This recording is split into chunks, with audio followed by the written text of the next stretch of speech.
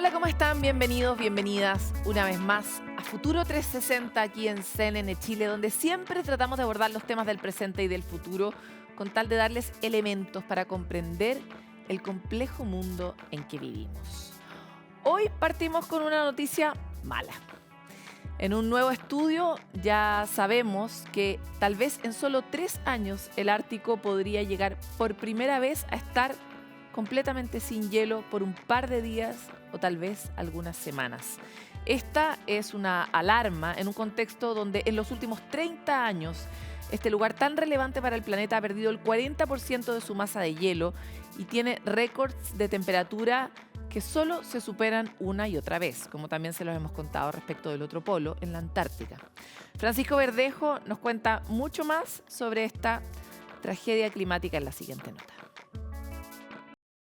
Todos conocemos el oso polar. El oso polar está en el Ártico y si desaparece el Ártico, si desaparece el hielo, desaparece su ambiente, su zona de caza, entonces desaparece su ecosistema.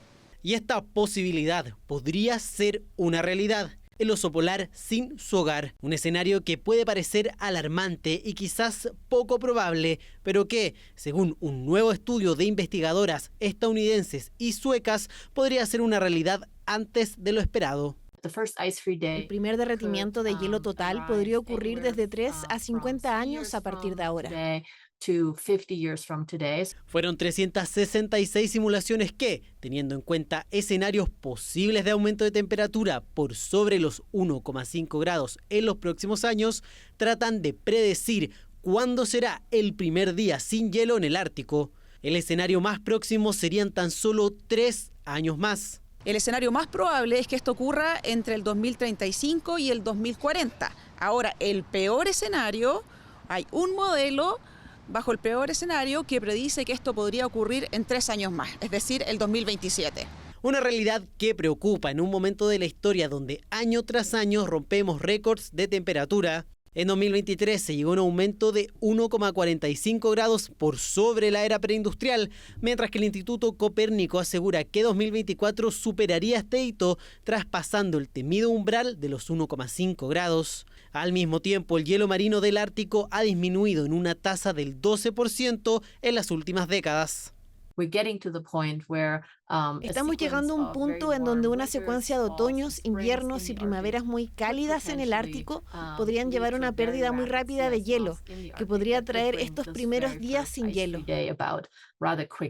Ya estamos viendo efectos muy claros y que podemos predecir con determinada confianza qué es lo que puede pasar. Y eso quiere decir que puede ser que no ocurra en 2027, va a ocurrir en 2028, puede ocurrir en 2030. Pero ya estamos ahí. Ese es el punto. De ocurrir, esta posible pérdida total del hielo sería durante los meses de agosto o septiembre, ya que son los más cálidos en este lugar. El hielo podría recuperarse cuando bajen las temperaturas nuevamente. El fenómeno además podría durar un día o extenderse por semanas, dejando consecuencias que podrían afectarnos a todos. El hielo refleja gran cantidad de la radiación del Sol, ¿ya? Por lo tanto, una desaparición de los hielos del Ártico podría ser que el océano absorbe mucho más calor. ¿Qué pasa cuando se calienta el agua? Va a haber mucho más vapor de agua, van a haber lluvias más torrenciales, entonces eventualmente, sin ser fatalista, porque no me gusta ser fatalista, pero se aumentan las probabilidades de que haya eventos climáticos más extremos en zonas que estén influenciadas por el Ártico. Animales como la foca y el oso polar perderían su hogar y se verían obligados a migrar. Incluso nutrientes y bacterias que viven en este hielo dejarían de estar disponibles. Tan solo una prueba de cómo la crisis climática es una urgencia y sus efectos están más cerca de ser una realidad que una predicción. Si pudiéramos mirar 2024 y uno de los temas, nubes de conceptos que más se han tocado este año, uno sin duda ha sido el asunto de los permisos y otro ha sido cuál es el rol que juega el medio ambiente en retrasar o posponer procesos productivos en Chile. De alguna forma la conversación ha sido capturada por esta necesidad de avance y de desarrollo que se ha planteado tan ampliamente a través de distintos grupos en el país, pero eso no quita la relevancia que puedan cumplir los tribunales justamente en cuidar y proteger ese patrimonio natural que tenemos y resguardar los derechos de las personas a un medio ambiente limpio, pero también a que sea sostenible nuestro desarrollo. Un estudio de la Confederación de la Producción y el Comercio planteaba que el tiempo que demoran los tribunales ambientales en dar una sentencia podría llegar incluso a los 415 días en promedio. ¿Cuáles son las razones para que esos retrasos se estén dando? ¿Qué puede plantear desde primera fuente el organismo responsable de esto? Para conversar de esto es que hoy estamos con la ministra presidenta del Tribunal Ambiental de Santiago, Marcela Godoy, quien ya estaba en Futuro 360. Bienvenida. Gracias por estar aquí. Muchas gracias por la invitación, Paloma. Dispuesta a contestar lo que quieras preguntar. Marcela, quería, antes de empezar esta entrevista, estuvimos revisando algunos de los argumentos y parece que hay un diagnóstico bastante compartido respecto a qué se deben estas demoras. Y me encantaría saber de primera fuente, de acuerdo a tu experiencia, ¿a qué se deben esas demoras? Aparentemente hay falta de personal en la constitución de las cortes que deben dar esta sentencia y terminamos como parchando una cosa con la otra, eso termina redundando como en una demora más o menos larga. A ver, estas últimas semanas se ha estado hablando un poco de las demoras que existen en la tramitación de los procedimientos ante los tribunales ambientales. Cuestión de que, al menos respecto del Tribunal Ambiental de Santiago, la verdad es que durante los últimos 4 años o 5 años el tribunal ha trabajado en un plan de gestión bastante importante respecto de la tramitación de las causas y la forma de ser más efectivo y más rápido en la dictación de los fallos y las sentencias. Pero efectivamente, y a tu pregunta en concreto, una de las cosas que ha estado permanentemente desde la creación de los tribunales ambientales ha sido la falta de integración total de estos tribunales, que a lo largo del país somos 3 tribunales ambientales y la verdad es que desde la creación de los tribunales ambientales nunca los 3 tribunales hemos tenido o hemos estado en el mismo momento con integración total. O sea, faltan personas. Pero integración total de ministros. Los tribunales ambientales obedecen en su conformación a una orgánica que está dada por nuestra propia ley y dicha conformación del personal, si tú lo llamas de alguna forma, lo tenemos. Lo que cambia son justamente los nombramientos de los ministros que durante 6 años van cambiando y este retardo en el nombramiento del ministro siguiente al saliente se ha levantado y se ha mantenido como un problema permanente en los tribunales. No obstante que tenemos obviamente la planta de conformación total de asesores y relatores, así como las plantas administrativas, pero efectivamente el problema que tenemos es que los ministros no estamos nombrados a tiempo en cada uno de los tribunales. Sin ir más lejos, el día de hoy el Tribunal Ambiental de Santiago, de su planta de 5 ministros, solo tiene 3, lo mismo que sucede en el Tribunal Ambiental de Antofagasta y en el caso de Valdivia solo tiene 2 ministros en ejercicio. Ahora, me parece importante pasar rápido por esta línea, sobre todo porque ha estado tan en conversación el sistema de nombramiento de ministros y este también depende del Poder Legislativo en el fondo. Ahí también se produce una cuestión que algunos señalan termina siendo presa de la conversación política, que lo termina retrasando, pero también se somete a los plazos que logra tener ese poder también. Sí. El proceso de los nombramientos en general, cuando se dicta la ley 20.600, se podía entender en ese tiempo que una exigencia mayor al proceso de nombramiento propiamente tal de los ministros. La verdad es que este es un nombramiento que es el nombramiento más complejo en etapa y que tiene más etapas a lo largo, digamos, de todos los cargos que son nombrados en Chile. Entonces, la verdad es que es quizás el tiempo de poder reformular o remirar y replantearse la ley en cuanto al tema de los nombramientos, si efectivamente requiere, digamos, de tantas etapas que hacen que sea mucho más demoroso. Quería señalar la razón porque es fácil en estos tiempos simplificar el argumento y decir simplemente el medio ambiente es un gran problema que detiene la producción, si lo podemos decir de una manera simplona, ¿no? Y podemos empezar a tender a desatender cuestiones del medio ambiente que son relevantes para cuidar a las personas y también a los ecosistemas en función de esta presión que empezamos a sentir. Pero de acuerdo a lo que muchos han señalado, si uno simplemente resolviera el nombramiento de ministros, no debería funcionar de esa manera. ¿Cuál es la expectativa que tienen ustedes de funcionamiento de los tribunales si es que estuviéramos en plena conformación? Yo te puedo hablar el caso particular del Tribunal Ambiental de Santiago. Nosotros como tribunal, no obstante no tener la conformación completa en la mayor parte del tiempo, hace ya bastantes años que se está trabajando con una gestión interna del tribunal que nos ha permitido ya por lo menos hace 4 años ir superando permanentemente tanto nuestras dictación, el número de dictación de sentencias, como también hemos podido superar los tiempos de demora en la dictación y en la tramitación de las causas y por lo tanto de la dictación de los fallos.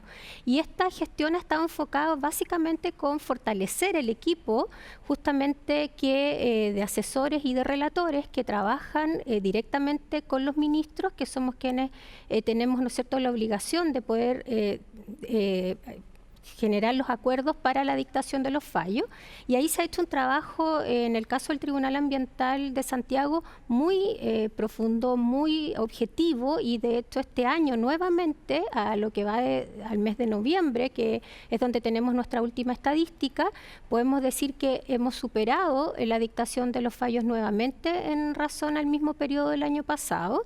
Y esto demuestra entonces que obviamente, no obstante la limitación del nombramiento de los ministros, que evidentemente aceleraría aún más la dictación de fallos, porque tendríamos, ¿no es cierto?, la posibilidad de tener más ministros para efectos de redacción, de acuerdos, de estudio de causa, aceleraría aún más los procesos de tramitación de las causas.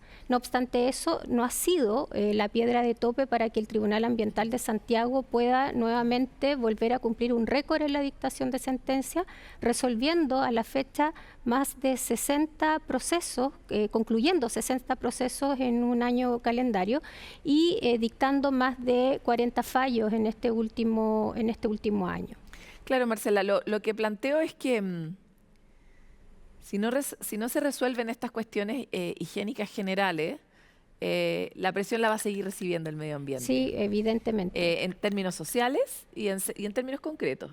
Entonces, desde ese punto de vista, vale la pena despejar un poco para saber, por decirlo de manera muy burda, si la culpa la tiene el medio ambiente, ¿no? O es el sistema o la manera en la que estamos evaluando, o es demasiado...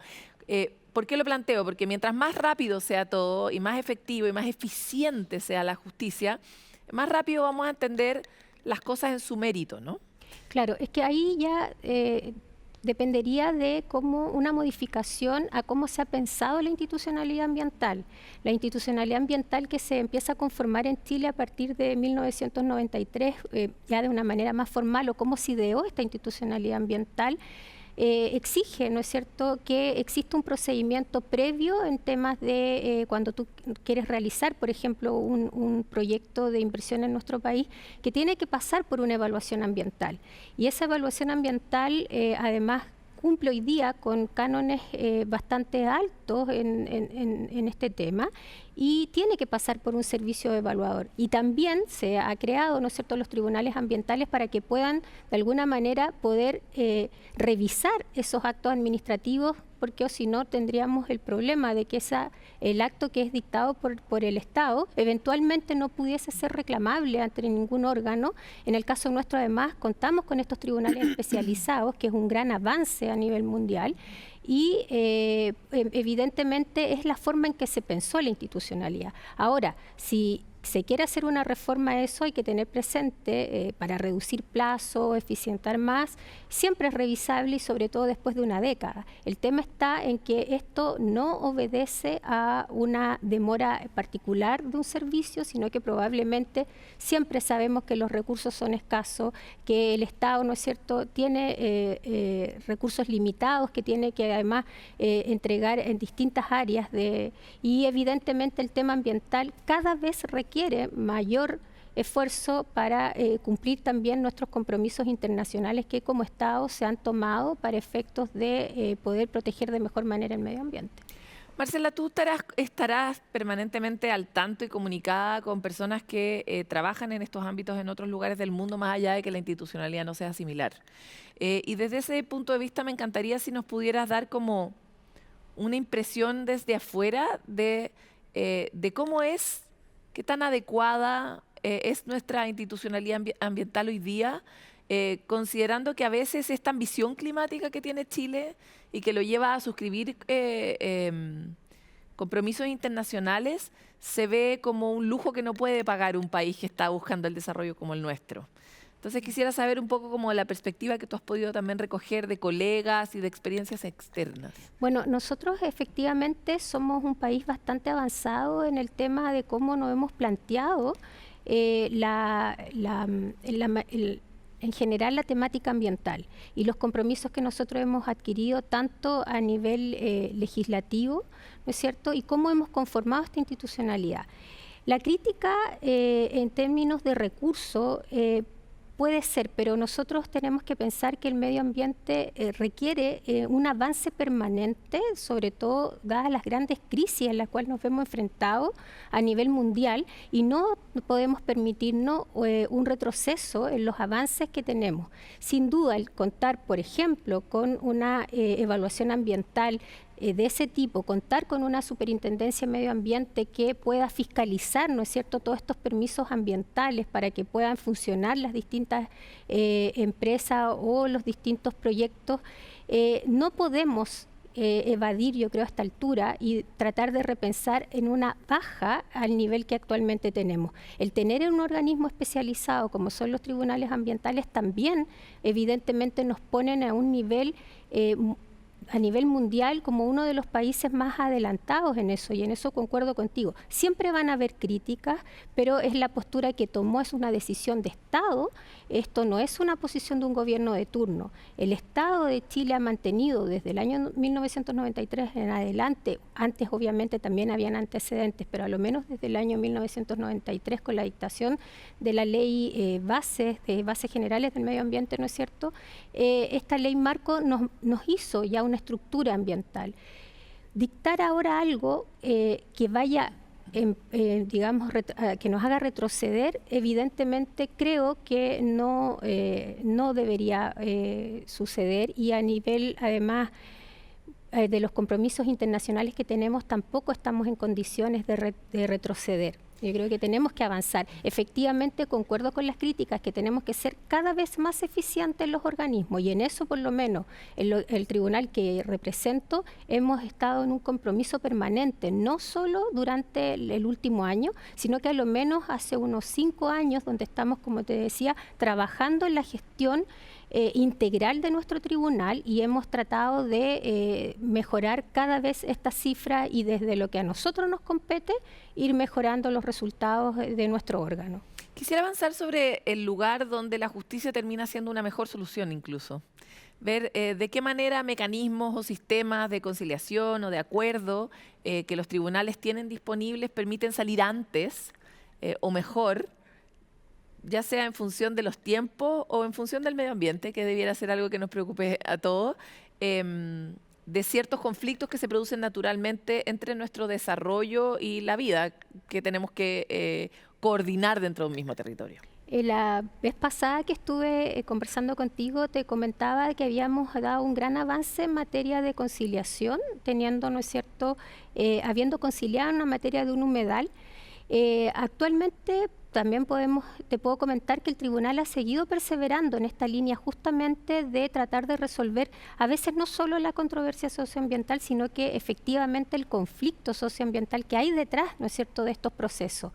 Tenemos proyectos que muchas veces están siendo mal mirados por la comunidad porque no hay el debido acceso a la información, los titulares a veces consideran de que efectivamente ellos cumplen con un estándar que es el exigido legalmente, pero los vecinos o las comunidades consideran que no es suficiente. Un ejemplo de un gran avance que a juicio nuestro tuvo el Tribunal Ambiental de Santiago fue, por ejemplo, en una conciliación que se llevó hace poco respecto de un proyecto de un titular que pretende construir 3 parques eólicos, ya varias de estas ya construidas, pero digamos de unas mejoras respecto de estos parques eólicos, y había oposición respecto de la comunidad en términos de no querer, ¿no es cierto?, o de que ingresara esto a una evaluación y eventualmente generar un poco más de demora, también incluso en lo que hoy día tanto se habla que es la inversión.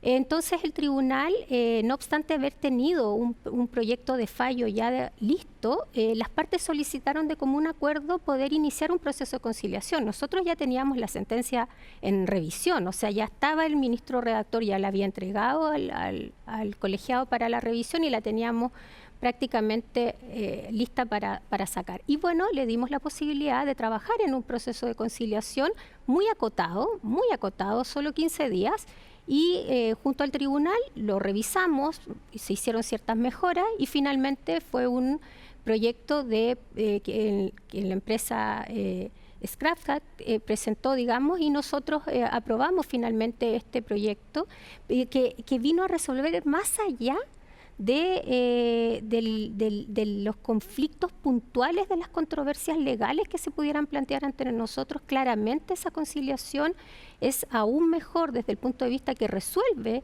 los problemas socioambientales de la zona, en la comunidad en Lituete, básicamente, y con mucha emoción, incluso las partes ese día que se aprueba esta conciliación, los vecinos nos indicaban, incluso algunos, como decía, con mucha emoción, llorando, nos decían que estaban muy contentos de poder haber llegado a esta solución colaborativa, que incluso podría haber sido un fallo muy diverso. No sabemos finalmente en qué podría haber terminado después esta resolución, quizás en un problema futuro. Con esto se resolvió la controversia de fondo. Y ahí es donde entonces los mecanismos alternativos, como son las conciliaciones, a juicio nuestro, son tan importantes de poder llevar e implementar en los tribunales. Y es una de las tareas que el Tribunal Ambiental ha ido, de Santiago, ha ido manifestando y desarrollando y promoviendo con mayor fuerza durante estos últimos años. Marcela, te quiero agradecer por esta conversación. Son temas como técnicos y a veces nos cuesta mucho entrar empáticamente en estas conversaciones, pero son necesarias para saber que hay muchas posibilidades, que las cosas no son tan binarias como a veces parecen. Sí, por supuesto. Y muchas gracias a ti por darnos esta oportunidad de también poder dar a conocer nuestro trabajo y nuestros avances permanentes en el tribunal.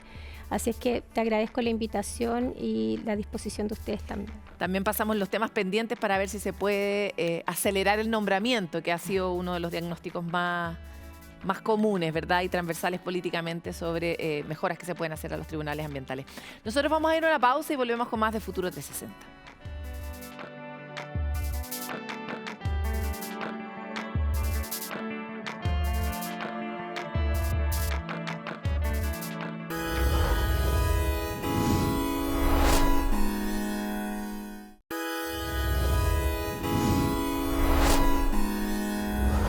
A 35 kilómetros por segundo viajan las estrellas gemínidas, las que podrán ser vistas desde mediados de diciembre. Este y otros eventos astronómicos serán los encargados de cerrar literalmente con broche de oro o con broche estelar este 2024. ¿Cómo se pueden ver? ¿Desde dónde? ¿Cómo tenemos que prepararnos para esta exhibición galáctica? Lo vemos en el siguiente informe que preparó Camila Sumastre.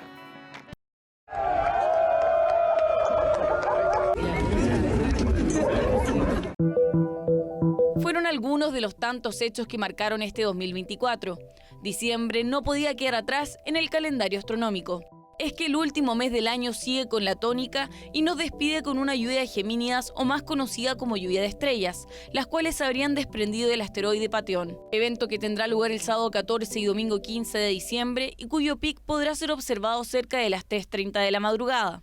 Todas estas estrellas fugaces nacen desde la constelación de Géminis, por eso tiene su nombre, y la característica es que va a tener gran cantidad de estrellas fugaces, por decirlo, por hora. Por ejemplo, esta va a tener 120 meteoros por hora cruzando el cielo. Se escucha el ruido de las partículas cayendo y que eso es bien impresionante. Las gemínidas son conocidas por que uno puede hasta escucharlas y el rastro dura 10-15 segundos. Las gemínidas este año van a tener su mejor momento de observación la noche del 14 al 15 de diciembre. Van a ser visibles del 4 al 17, pero el mejor momento va a ser esa noche, del 14 al 15 de diciembre. Un espectáculo único en el que se esperan cerca de 120 meteoros por hora en condiciones perfectas, pero que este año se verá opacado por la luna llena. Es por ello que expertos recomiendan alejarse de la ciudad y evitar fuentes luminosas. Pero desgraciadamente la luna esta vez no va a colaborar. Acá en Santiago uno no va a ver nada, pero por ejemplo si uno va por el Cajón del Maipo ya ahí o sube a Farellones, uno puede tener un cielo más oscuro, bueno, sin la molestia de la ciudad. El 21 de diciembre va a llegar al extremo sur y ahí se detiene. Ese es el solsticio, el sol detenido. Entonces todos los días va a empezar a amanecer un poquito más al norte. Para cerrar los eventos astronómicos, el 21 de diciembre se producirá el solsticio de verano, fecha en que tendremos luz solar alrededor de 14 horas, dando inicio a la para muchos anhelada temporada estival. Son de los primeros seres vivos sobre el planeta, pero también ha sido crítico su rol en el desarrollo de la evolución de toda la vida sobre la Tierra, y son las bacterias. Las bacterias tienen tantos distintos superpoderes y uno de ellos, y uno muy relevante sobre todo en tiempos de transformación, es la capacidad de adaptarse. Además, han hecho que nosotros mismos vayamos encontrando una manera, por un lado, de integrarlas, somos grandes hoteles de bacterias, pero también de combatirlas, en particular aquellas que son patógenas. Sin embargo, poco a poco hemos entrado en algo así como una guerra fría con las patógenas y nos ha costado vencerlas. Básicamente tenemos pocas posibilidades. Frente a esto se ha desarrollado una gran alerta sanitaria respecto a la resistencia bacteriana. O sea, cómo estos organismos microscópicos que son muy capaces de colaborar uno con otros y aprender, están siendo mucho más veloces que nosotros en combatirlos, desarrollando una capacidad para resistir los antibióticos nunca antes vista y que aparece como un gran peligro para la vida humana. Veamos mucho más sobre esta historia que es, por un lado, pavorosa, pero también apasionante y científicamente asombrosa, de la mano de Cristian Soto.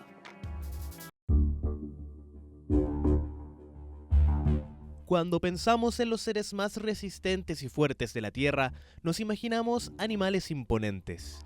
Pero la verdad es que en el mundo invisible a escala microscópica es donde se ocultan los seres más fuertes, las bacterias. Es en estos espacios que bacterias extremófilas, es decir, bacterias que viven en ambientes extremos, pueden sobrevivir. Un ejemplo de la resiliencia de estos seres vivos. Adaptarse y evolucionar son las dos instrucciones que comparte esta especie. Las bacterias se las han arreglado para sobrevivir a lo largo de millones y millones de años, y su estrategia precisamente es ganar o perder genes que le permitan resistir el ambiente hostil y sobrevivir, que es lo que quiere la bacteria, y replicarse. Y no son solo las bacterias extremófilas las que resisten y se adaptan.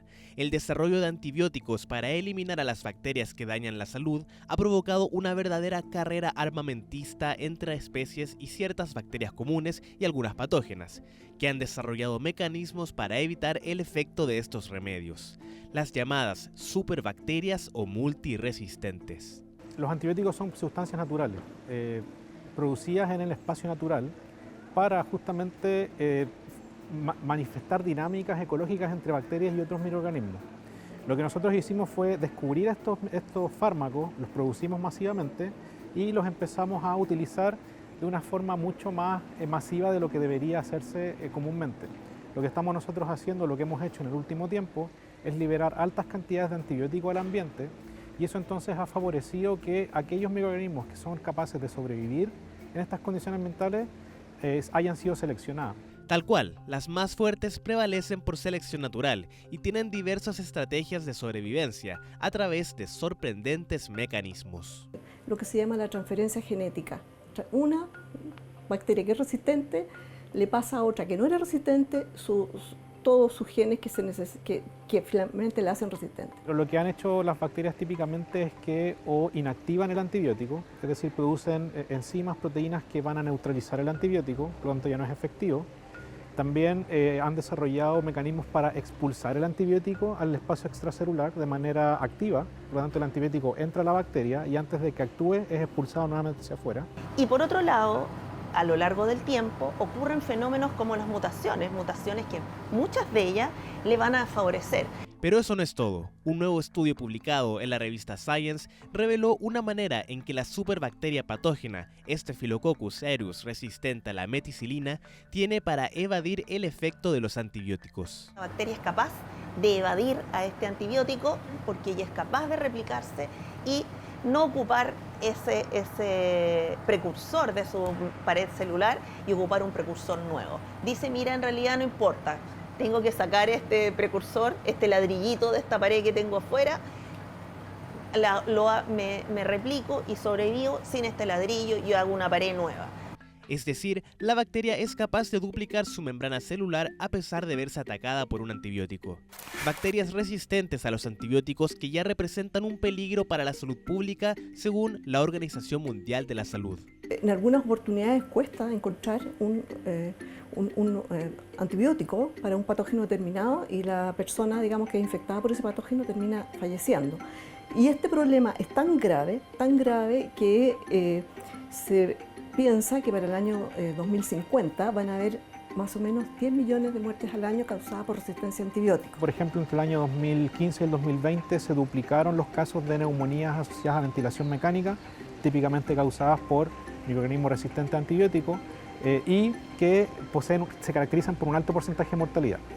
La exposición constante de los humanos a un ambiente lleno de antibióticos ha diseñado la tormenta perfecta para aumentar la resistencia bacteriana, por lo que urge revertir esta situación. Lo primero es educar a la población a generar políticas públicas para que la población en general entienda que tiene que limitar su uso de antibióticos.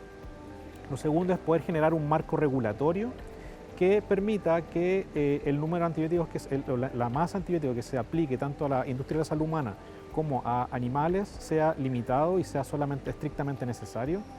Lo tercero es poder desarrollar vigilancia epidemiológica, es decir, que los países sepan cuáles son los microorganismos que están circulando, cuáles son las resistencias que estos tienen y en el fondo tener una imagen de cómo poder mejorar el tratamiento de pacientes que se infectan con estos microorganismos. Así son estos pequeños organismos unicelulares, las superbacterias, los que nos sorprenden con sus habilidades adaptativas que, si no tomamos medidas urgentes, desencadenarán una enorme emergencia sanitaria a nivel global.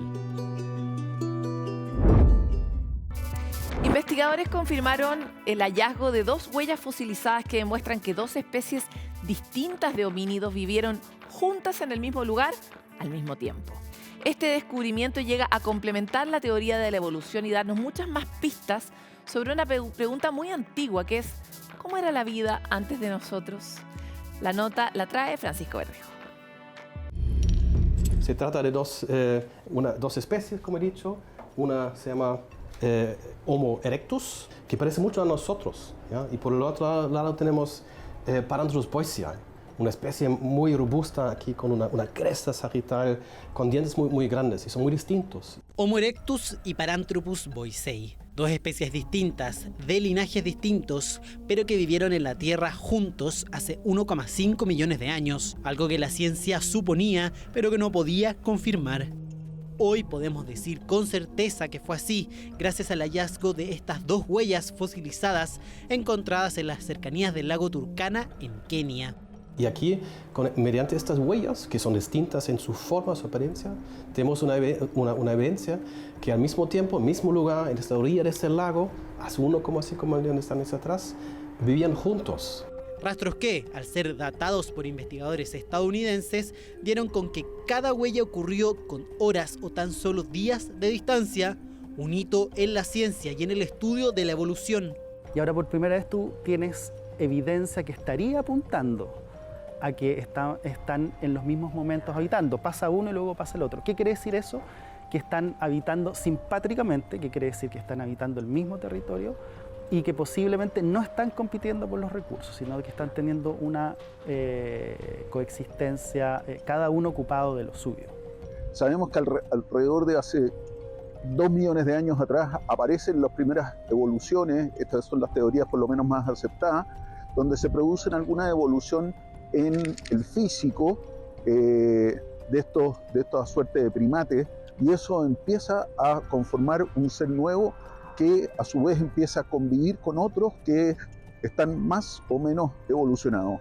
Homo erectus evolucionó hace al menos 2 millones de años atrás. Caminaba erguido en sus 2 pies, se cubría con pieles de animales, fabricaba herramientas de piedra y hasta cocía sus alimentos al dominar el fuego. Esta especie es parte del linaje evolutivo del ser humano.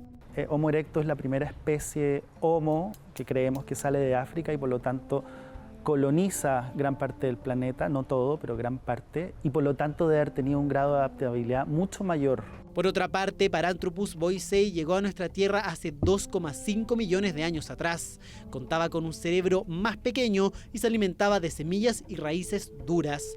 Sus restos solo han sido encontrados en África y se presume que se extinguió hace 1 millón de años. Paranthropus nunca salió de África. ¿Ya? Esto es lo que sabemos, y además de esto creemos Paranthropus era como un linaje aparte, con básicamente sin fin. No hayan tenido el éxito o la necesidad de existir y por tanto esta especie no se adapta correctamente al nuevo ambiente y termina por desaparecer como especie.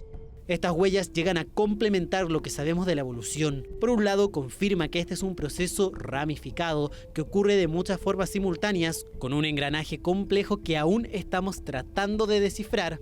Tienes que pensar que la evolución humana es como un gran rompecabezas donde en realidad nos faltan más de la mitad de las piezas y poco a poco los especialistas estamos tratando de encontrar esas piezas. Esta es una nueva pieza que encaja muy bien en lo que estábamos armando. Pero al mismo tiempo hay que ser cautos a la hora de plantear teorías absolutamente nuevas. Todavía nos falta mucho por investigar y eso es clave para entender que estamos todavía aprendiendo de dónde viene el hombre, hacia dónde va. Al mismo tiempo aporta nuevas preguntas sobre cómo era el modo de vida de estos seres en las orillas del lago Turkana en Kenia, cómo convivían entre ellos, qué tipo de interacciones tenían, qué técnicas de supervivencia aplicaban. Podemos preguntarnos por qué estuvieron allá, por qué llegaron a este lago. Dos especies, dos homínidos distintos en ese lugar. Y quizás, ¿qué estaban haciendo? Quizás vivían ahí cerca de este lago, quizás también tomaron, no sé, buscaron como alimentos allá. Compartían un mismo ambiente, compartían un mismo territorio. Y eso nos abre una puerta súper interesante para poder comprender cuáles eran las relaciones entre los animales, entre diferentes especies de animales, porque también hay una especie de ave que está representada en las pisadas. Un interesante hallazgo que sirve como pista para responder una de las preguntas más complejas de nuestra existencia: ¿de dónde venimos?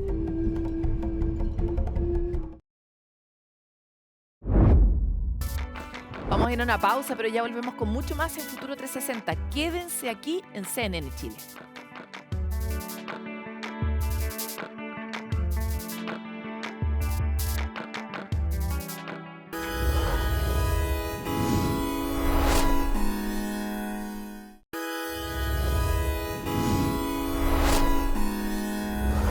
Llega el momento de los breves de Futuro 360, donde los invitamos a ver otras dimensiones de la ciencia que también deberíamos saber para emocionarnos, asombrarnos, sorprendernos o adaptarnos.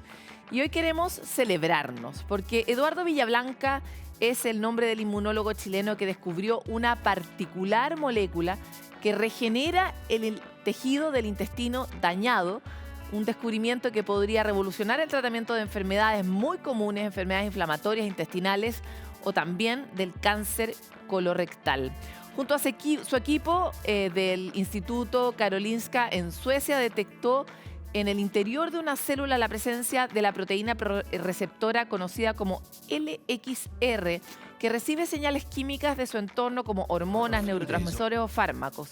Cuando una de estas señales se une al receptor, esta se activa y desencadena respuestas biológicas dentro de la célula, lo que finalmente se traduce en que se regenera el tejido. Todo esto para decir eso. Pero como efecto colateral de esto, los científicos lograron evidenciar que la activación de este receptor ayudaría no solo a sanar el intestino, sino también a ralentizar el crecimiento de tumores malignos en el órgano. Estos hallazgos llegan como una luz de esperanza para la comunidad científica, pero sobre todo para los pacientes que sufren de enfermedades como la colitis ulcerosa, el mal de Crohn o el cáncer colorectal. Así que muy buenas noticias en una época en que estamos muy acostumbrados a vivir inflamados por la comida que ingerimos. Muchos pacientes con enfermedades inflamatorias del intestino no responden a las terapias que tenemos hoy en día. El gran problema es que muchas de estas terapias, o todas, se focalizan en un proceso que es reducir la inflamación.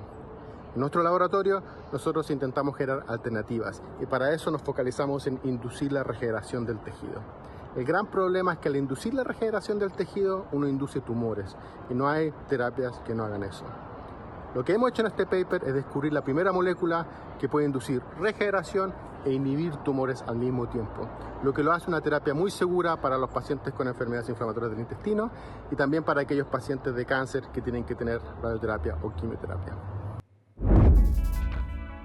Excelente noticia en esa materia, pero vamos a pasar a otro tema porque los descubrimientos y estudios científicos son tan importantes para el avance de la tecnología y para enfrentar las amenazas del cambio climático, pandemias y otro tipo de problemas del presente y sobre todo del futuro.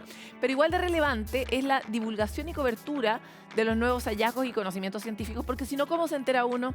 Por eso es que hoy queremos compartirles que este jueves 12 y viernes 13 de diciembre se va a realizar el Encuentro Nacional de Profesionales de la Comunicación y Divulgación en Ciencia, Tecnología, Conocimiento e Innovación. Este evento va a reunir a distintos actores de la comunicación científica y tecnológica y va a tener 150 exposiciones, además de charlas, distintas conversaciones con expositores internacionales, como por ejemplo Erika Check-Hayden, quien por 15 años fue la reportera de salud de la revista Nature, esta revista que muchas veces ha sido nuestra fuente para poder presentar en este programa los distintos temas de la frontera de la ciencia a nivel global. El encuentro está organizado por la Asociación Chilena de Periodistas y Profesionales para la Comunicación de la Ciencia, ACHIPEC, la Universidad Católica de Valparaíso y la Universidad de Playa Ancha. Y va a ocurrir descentralizadamente en la Casa Central de la Universidad Católica de Valparaíso. Se espera que sea también un lugar para poder socializar las estrategias de divulgación pública de las ciencias y también de las tecnologías.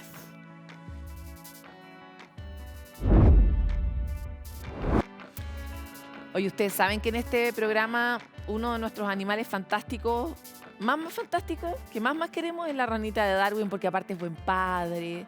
Es muy raro, se parece como una hojita, es tan lindo. Bueno, la ranita de Darwin no ha vivido una época fácil.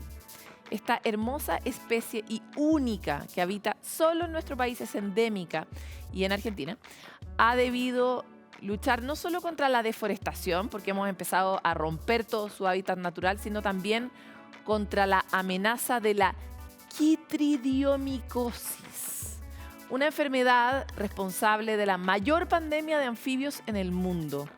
Ahora, 53 ranitas del Parque Tantauco de Chiloé, una zona que tiene una de las mayores poblaciones de ranitas de Darwin, fueron enviadas al zoológico de la Sociedad Zoológica de Londres para poder asegurar su conservación y establecer un programa de investigación que nos permita combatir esta enfermedad tan grave que están afectando a los anfibios. El año pasado, la ONG Ranita de Darwin y la Universidad Andrés Bello detectaron que este hongo está en este parque y está asesinando y causando esta enfermedad, y en tan solo un año terminó con la vida de 1.300 ranitas de Darwin. Un exterminio. Esto, por supuesto, encendió las alarmas y por eso las distintas agrupaciones que buscan proteger la especie crearon una red nacional e internacional de centros de reproducción en cautiverio para albergar a las ranitas mientras se busca algún tipo de solución que permita combatir esta pandemia de este hongo. Lo que resultó finalmente en que sacaron pasaje directo a Londres. Ranitas viajeras que ojalá sobrevivan a un hongo que está generando estragos en el mundo anfibio, que es tan importante para los ecosistemas en Chile y en el mundo. Y la Fundación Kennedy ya dio a conocer a los ganadores de la quinta versión del Concurso Nacional de Fotografía Descubriendo los Humedales de Chile 2024. Este concurso está orientado a visibilizar la fragilidad y voy a agregar y la importancia de los humedales de nuestro país y recibió en total 800 imágenes, las que compitieron en 3 categorías: belleza escénica, habitantes del humedal y humedales bajo amenaza. Además, Hubo menciones honrosas como el premio Smartphone, que destacó, por supuesto, las fotografías que fueron sacadas con esa tecnología, y el reconocimiento al joven explorador para fotógrafos menores de 15 años, y también, por supuesto, la imagen del público, que esa siempre es tan valorada. Todas estas increíbles obras muestran la hermosura, majestuosidad, diversidad, complejidad de nuestros humedales y de quienes habitan en ellos, y de lo importantes que son para la vida humana también.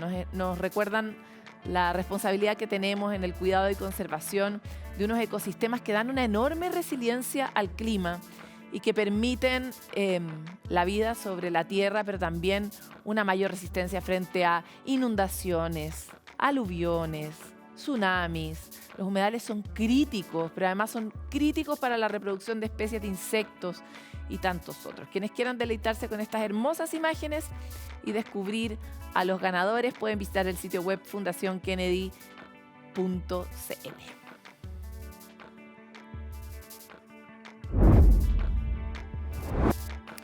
Lo que pasa es que es bueno sincerar los conflictos de interés. Nosotros tenemos un interés terrible porque amamos los humedales. En Futuro 360 hemos hecho lo posible por dar una mirada sobre la complejidad de estos ecosistemas, cómo son de distintos en la alta montaña, lo importantes que son para conservar el agua, pero también en zonas súper frágiles en términos hídricos, como es la isla de Chiloé, donde los pomponales son críticos para poder tener reservas de agua dulce para la isla. Pero otros que son poco famosos, pero muy importantes en la captura de CO2 desde la atmósfera, como las turberas patagónicas. Y esos otros que andamos rellenando para hacer edificios encima, pero que son muy importantes para la resiliencia en nuestras costas. Tenemos mucho que hacer en cuanto a la posibilidad de conocer, aprender mejor. ¿Por qué son importantes estos charquitos que a veces vemos y no comprendemos bien cómo funcionan? ¿Cuál es el rol de esos mosquitos, de esos bichos que están ahí, que alimentan pájaros y anfibios?